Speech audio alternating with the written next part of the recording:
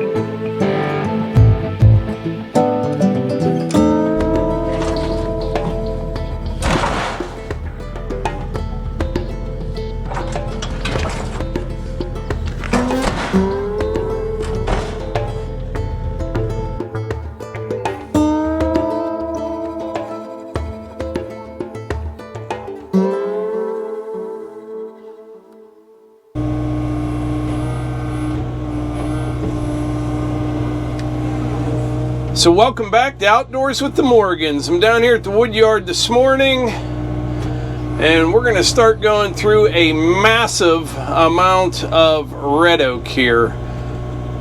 We got a lot of red oak. I didn't plan on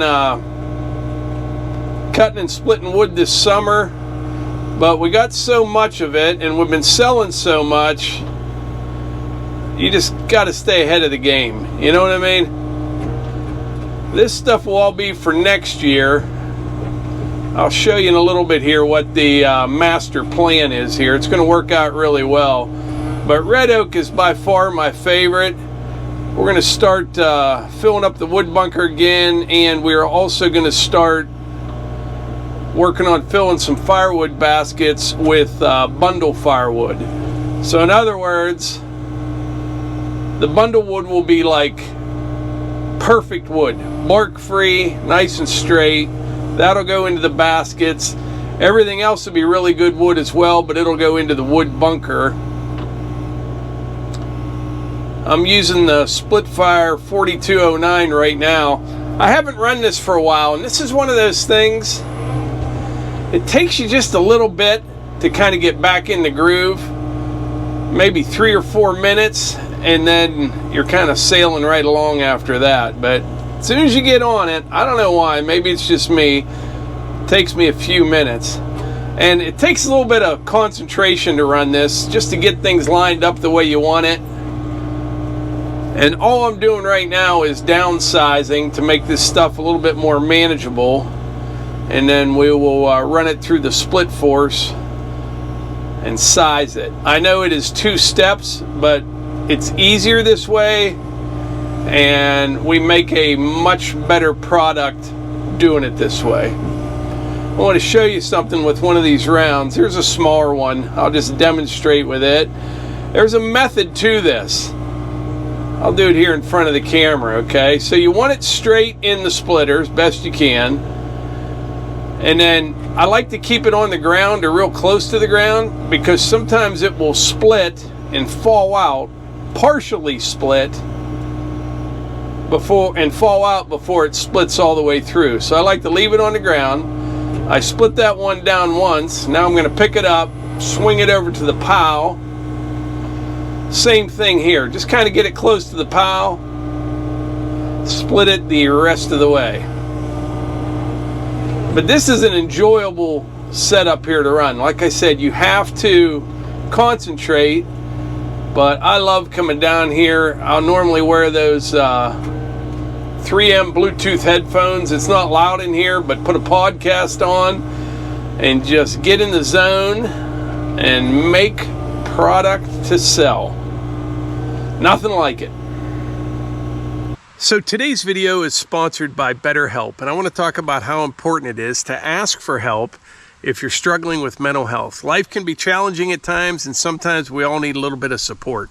Having a son with autism like we do, I can understand how things can seem overwhelming at times. You know, you only see the good stuff. There's a lot of things that go on here that we don't share. There's a constant worry for his well-being, the unique challenges that we face, constantly worrying about his daily routine. It can all have an effect on your mental health, and sometimes you can feel kind of all alone. But here's the thing, you don't have to go through it alone. Seeking help isn't a sign of weakness, it's a step towards strength. And a great way to get that help and support that you need is through BetterHelp. They connect you with licensed therapists who are trained to listen and give you helpful, unbiased advice. All you need to do, you can go to their site, you can use my link, betterhelp.com/themorgans. You answer a few questions, and BetterHelp will match you to a professional who has years of experience helping people with struggles just like yours. You can do it all through your phone or computer, a simple phone call, video chat, or even messaging. In most cases, you will be matched with a therapist within 48 hours. Let BetterHelp connect you to a therapist who can support you, all from the comfort of your home. Visit betterhelp.com/themorgans or choose Outdoors with the Morgans during sign-up and enjoy a special discount on your first month. You can probably tell from the ground we had some much needed rain last night. Not a whole bunch, but I think the weather pattern is starting to change a little bit. It's a little cooler today, and finally got a little bit of rain. My phone's vibrating here. Probably another spammer. Scammer. Yep, it is. Literally 15 times a day, if not more. I hardly even use my phone anymore. Sometimes I just leave it up in the building. If you think of how many times each day someone is trying to scam you, whether it be like phishing emails or those spammer phone calls, for some reason they think I'm on Medicare, which I'm not. I'm not old enough to be, and it's just nonstop. And I find out most of them are from call centers in India, is where those come from. One time I actually had a talk with a guy. I'm like, you know, why do you do this every day? And I said, I know you're calling from India. And he kind of came clean with me. He's like, there's not much else for them to do. And I mean, it's no excuse, but yeah, he actually kind of came clean, explained that they're in a call center. And that's what they do every day. Go sit there with thousands of other ones and call Americans and try to scam them out of their money. And I'm sure they're successful, or they wouldn't be doing it, you know. They must have some kind of success rate. But I have never bought anything from somebody just calling me on the phone, like cold calling like that. I can't believe people do that. The other one is they try to tell you like a credit or debt relief thing. They call and try to get your credit card numbers. And the scary thing is, with all the AI coming out, what they are capable of. And I think it'll get to a point where people don't even really use their phones for anything but text messaging friends and being on social media, because it just opens you up to a world of nefarious type people.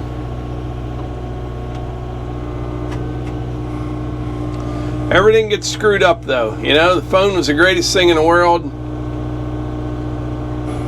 and then it just turns into more of a nuisance than anything else. Levi's going to come down here later on and start splitting. I got some other stuff I got to do, but see, I'm all ready. It doesn't seem like it's super fast, but this bigger oak right here, man, it makes a lot of wood. It does. Like this piece right here, you're probably talking 20 some pieces of firewood out of this one piece, one round right here. After I get these last couple, I'm going to move to the other side, and I'll just kind of root through that pile, pull out the bigger ones.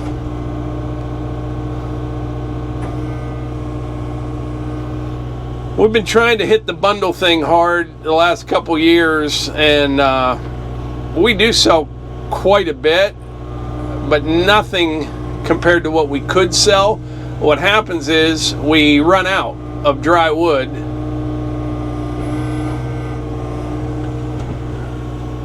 but the kiln is going to come into play there. We will let the baskets of bundle wood, let them sit for 4 or 5 months, and then every once in a while we'll load up the kiln with firewood. We should have that up and running relatively soon. I don't know if I told you or not, but I got a company, the same company that did this pavilion here beside me and built the shell of our building up by the house. They're coming out next week, and I'm going to get a price. They're usually pretty reasonable, and they're fast. You know, they built this pavilion 32 by 48 in a day and a half, something like that. Maybe 4 or 5 guys. People say, you got a sawmill, you could, you know, yeah, I could have built this pavilion. There's no doubt about it, but talked about it before. You got to pick your battles, and the older that I get, the more I focus on what I do best, and then, you know, when you have to, you get other people and have them do what they do best, and we can get a lot more done.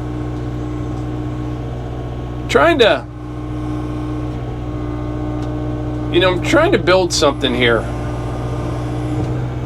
for the whole family, and it's like anything else. Everything just takes time. Some people can build a business overnight. What I do here has been years and years in the making, and I went about it kind of differently than most, but I'll be honest, I have been able to use what I do on YouTube to help grow our business. And it's not easy. If I had never done YouTube and spent the same amount of time that I devoted to YouTube on building a lumber business and I probably would have been further ahead of the game. I don't know. I've got a lot of time wrapped up in making videos and editing them and all that, and I love doing it. I'm not complaining at all. It's just a lot of people think it all just happens. You know, it doesn't just happen. But we have managed over the years to build a really nice and loyal community of like-minded people that are into the same types of things that we are. We will never be the biggest channel. That was never the intention or anything like that. I just wanted to carve out a group of people that are into the same types of things we are, and we've managed to achieve that, which is good. But I tell you what, summer is flying by. I always say, after the 4th of July, it goes quick. And this year is no different. We're almost to the end of July, And here pretty soon we will be we'll be into fall. It's crazy. I would really like to do some hunting this year. I'm gonna try to carve out some time to do that. Melissa and I are going to on an elk hunt out west, but I would like to do some archery hunting here and down at the cabin. I'm gonna try to do that this year. I get out a little bit each year, but not as much as I'd like to. And fall is just a beautiful, beautiful time of year. Like that little piece right there, that didn't even need split, but I moved it, so I figured I might as well split it.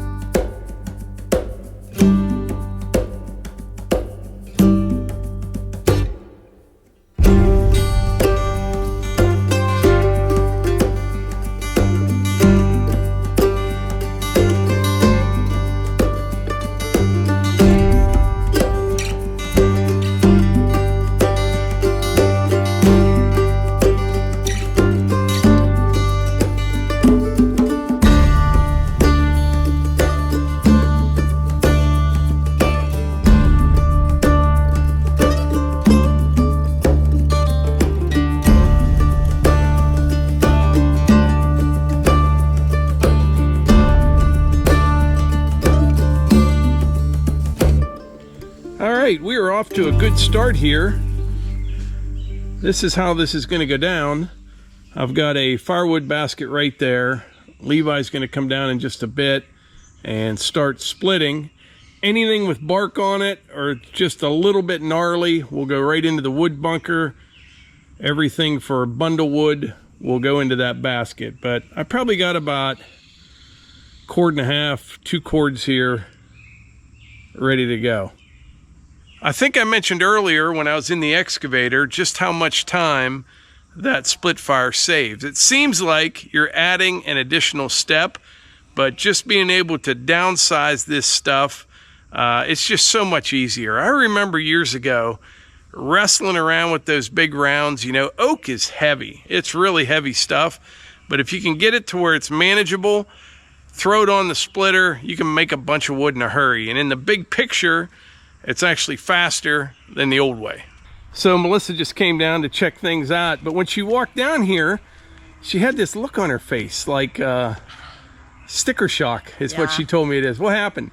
I was at Costco and got just stuff, you know, nothing fabulous, but it was over $500 just for the stuff I got. And just for groceries and stuff. Levi was helping me carry it in, Levi and Eva both, and we're like, that's it? I'm like, I know, but if you point at stuff like that's now $10 a box, that's now $15 a box, that's not like, it just adds up so quickly. We do like Costco. I mean, the price everywhere is up, but they have good stuff. Yeah. You know what I mean? I do like it. I also like Sam's Club, so I head up there. Now, Sam's Club, let me tell you the difference.